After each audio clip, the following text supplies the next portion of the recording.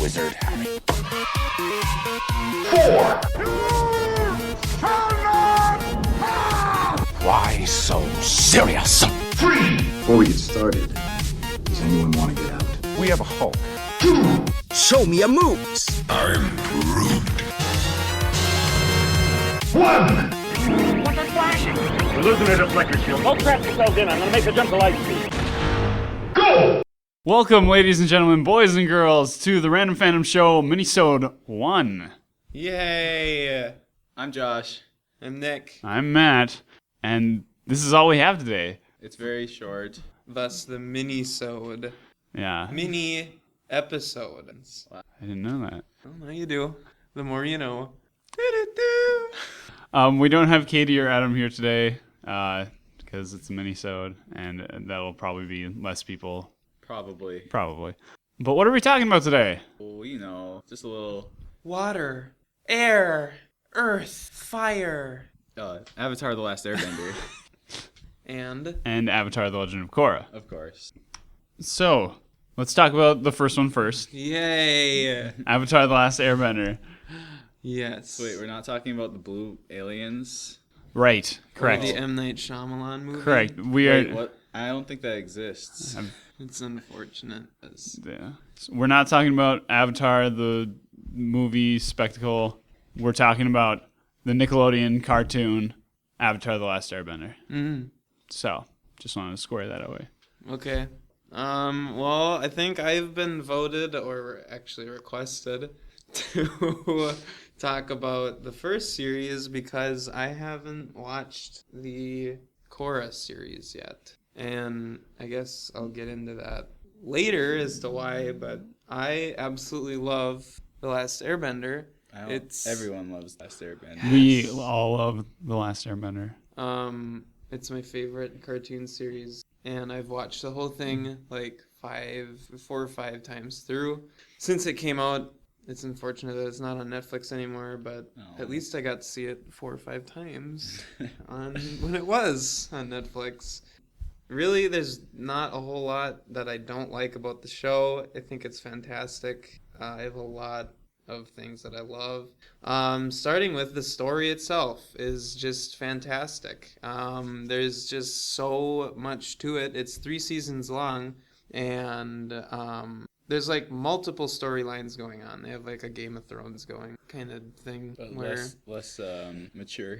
Yeah, for an easier watching audience. But yeah, and they utilize every single moment of all of those seasons. Granted, sometimes they deviate from the main storyline, but that's only to add further story, further depth to it. So I wouldn't say that you can jump right into it and just watch and know what's going on, but there are episodes like that where you can just watch to enjoy it, which I think is great. Another thing I love about this show is that it's the age. Like, you don't have to be a kid to watch the show. I know my dad has tried to watch the show and he says he loves it. And, like, it's awesome because I've heard people like, oh, isn't that a cartoon show on Nickelodeon? It's like, yeah, but it's the best amazing. freaking one on It's so good. Nickelodeon. And, like, they deal with so many different things. I really don't want to ruin any of the story in case any of you haven't seen it. One thing I really like about Avatar is just the way it deals with like usual mature content, like death and everything like that. They handle it very well, more so than like any other movie or for TV that show. age. I mean, especially for that age. For being on Nickelodeon, it really handles that well, yeah. Another thing I love about this show is the character depth, and it's astonishing because, I mean, you grow to love each and every one of these characters, you know, and even the villainous sides, like, they have a story that makes sense, and you feel for them at some points, but also, I mean, my rule as always is a story is only as good as its villain, or villains in this case, and all of them are fantastic. I can't think of a single character that I don't like in a way, and each of them have a fantastic story that it just further progresses as the show goes on.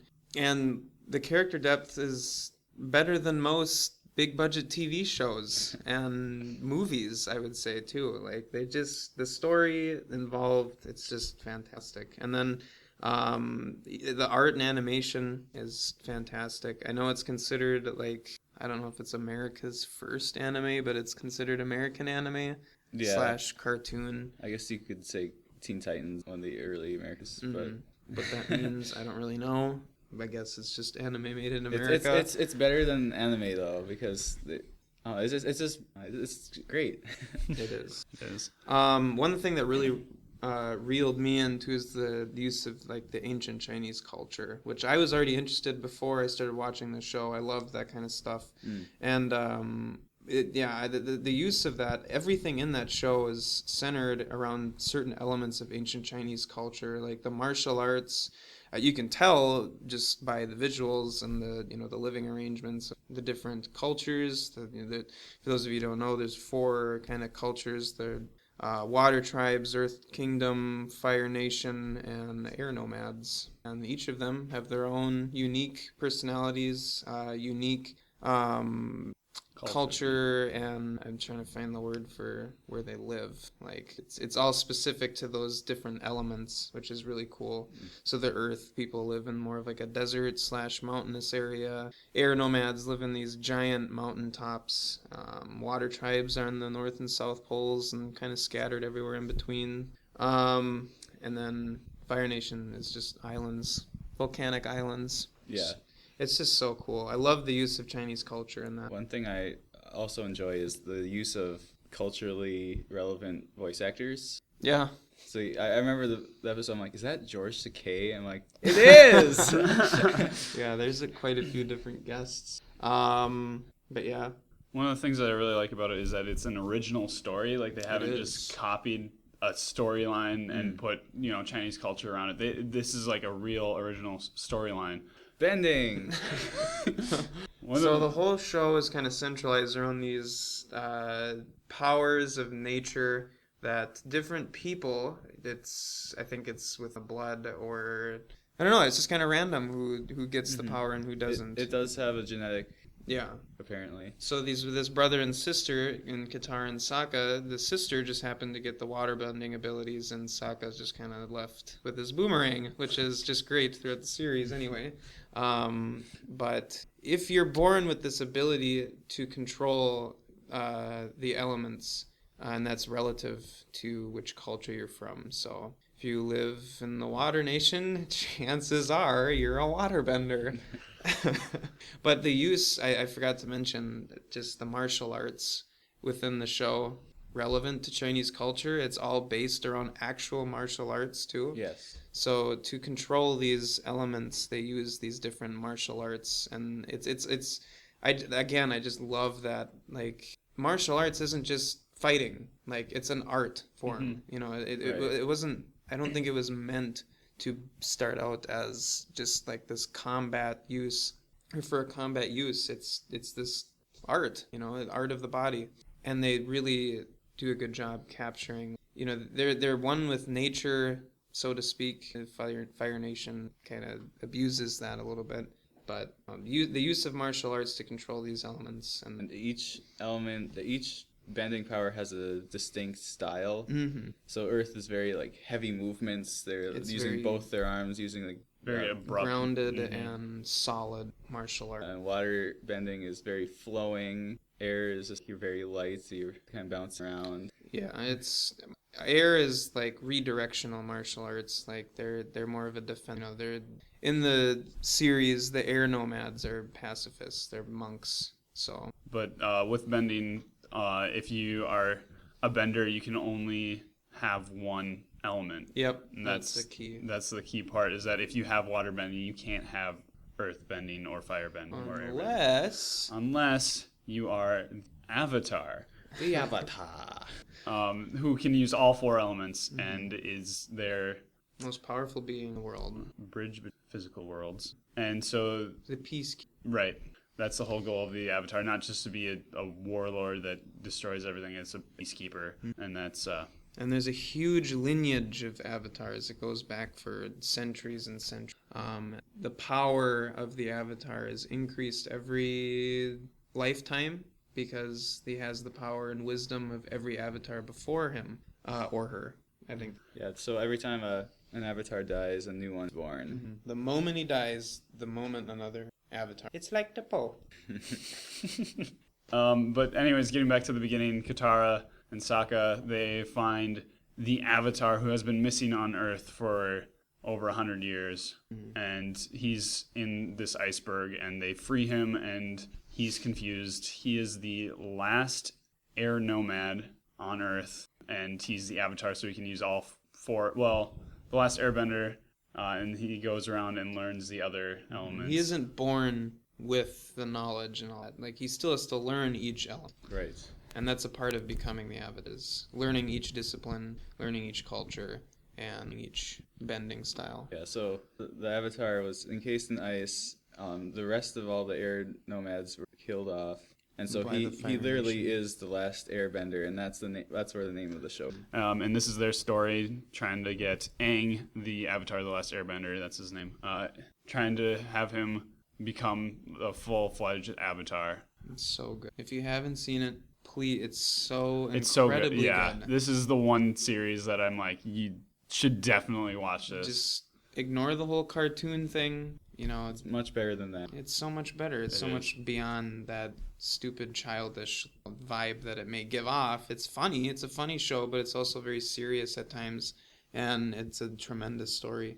Mhm. The only thing I don't like about it is in the third season, they kind of switch away from like the cartoony stuff. And me not being the biggest anime fan, they shifted into that more anime style of animation and over dramatic expression of emotions and stuff like that. Just the whole, like, when someone's mad, their whole face blows up and big white eyes and the little like The puffs. pound signs Oh, and yeah, stuff the- like that. oh. I don't like that. They didn't used to do that in the first couple seasons, and they kind of shifted over. And the third season is amazing. It's the finale, but there's certain things that are just like, why'd you have to do that? And I think there's certain people left the show, and certain people joined the show, and writing and animation and stuff like that. So it shifted a little bit, and yeah, that's honestly the only thing I can think of that it's not even, it's a I have to dislike. say, I don't really remember that. Yeah, I've only watched like the whole series through once. I've watched some. Well, I've watched it Yeah, so many times. I suppose you notice those things now. Yay. And then, after you get through The Last Airbender, we move on to The Legend of Korra, who is the next Avatar after Aang. After Aang. Once Aang dies, Korra is born, and then they're searching for the new Avatar. This organization is, and they find her. They get a call from the Southern Water Tribe, and they're like, "How do you know that she's the Avatar?" And then your first glimpse of Korra is her busting through a wall as a baby.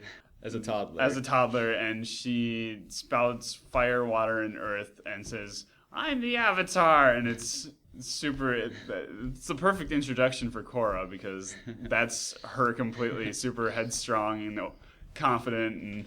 And The Legend of Korra kind of shifts gears a little bit. I mean, she already knew the 3 of the elements right away. yeah. And so it was a big. She didn't have much of a learning process in that regard. And so I know some people didn't like that because there was no growing.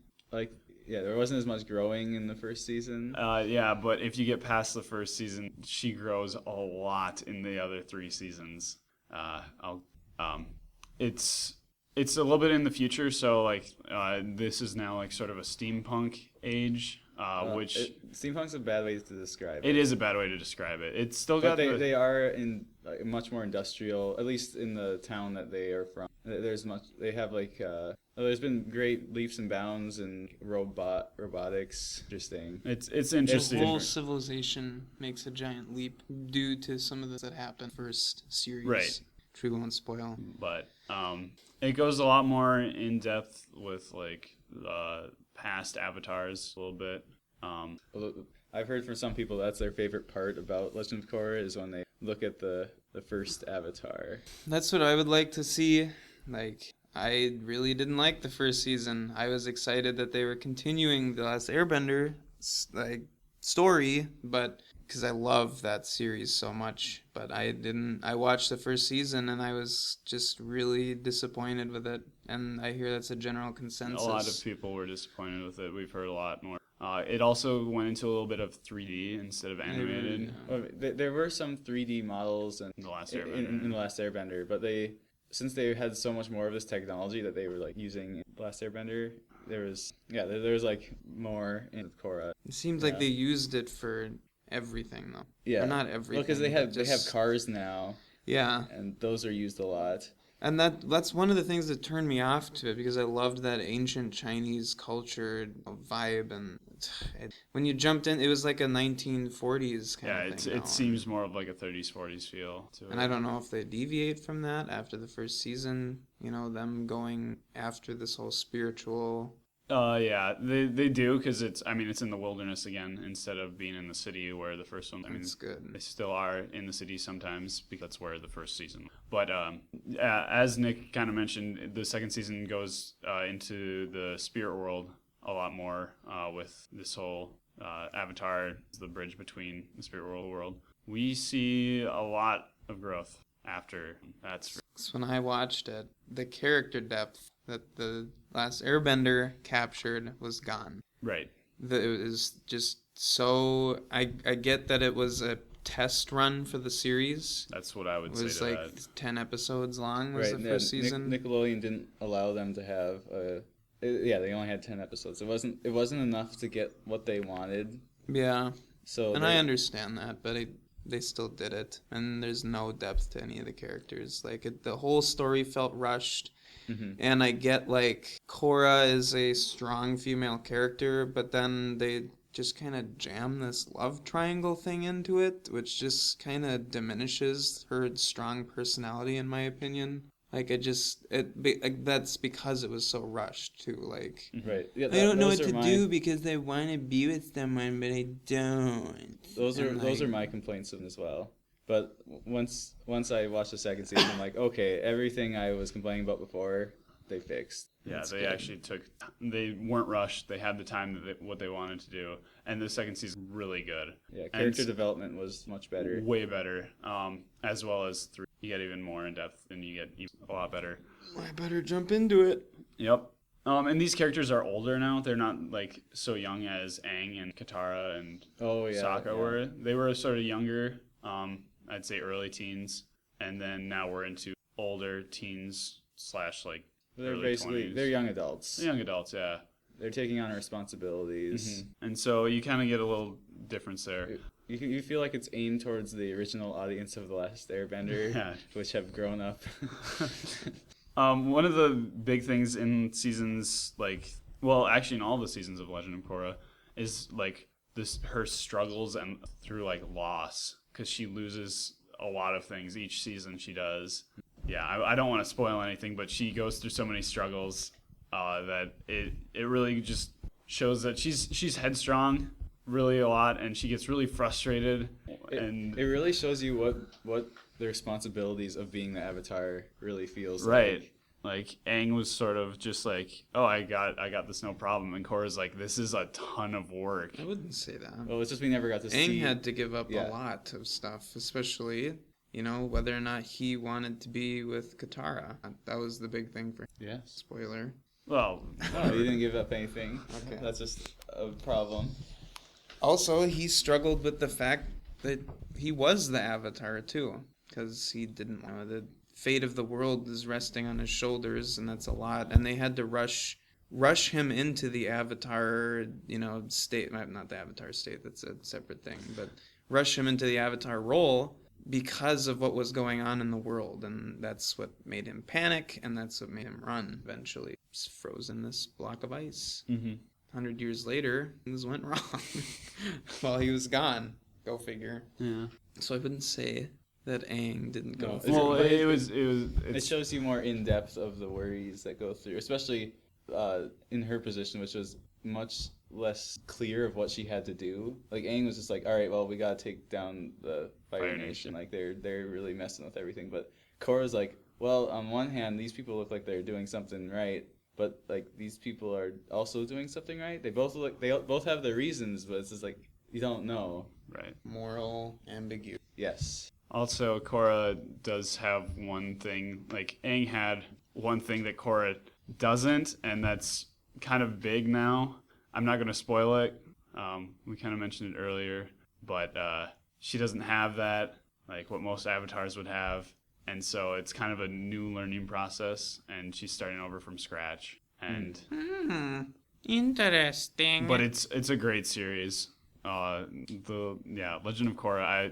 Josh and I had a lot of fun watching that Yes, we did. for sure, and everyone. Didn't want to. That's true. There have been a lot of people that are like, I hated the first season, so I don't want to do it. I don't want to watch the rest. And I say, watch the rest of it, please. Give it a chance.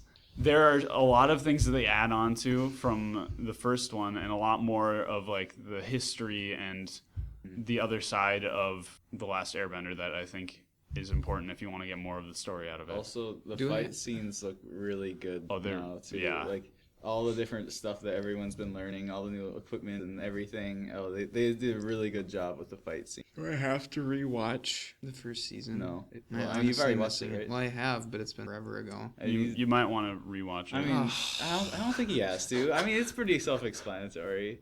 There was, I know the You know what general. happened. Okay, yeah. Well, then just jump into it. They'll give you a brief update. Yeah, they do give you a brief update. But another cool thing about The Legend of Korra is that you get to see, you kind of sort of see Aang as like an adult avatar a little bit. They go into a couple.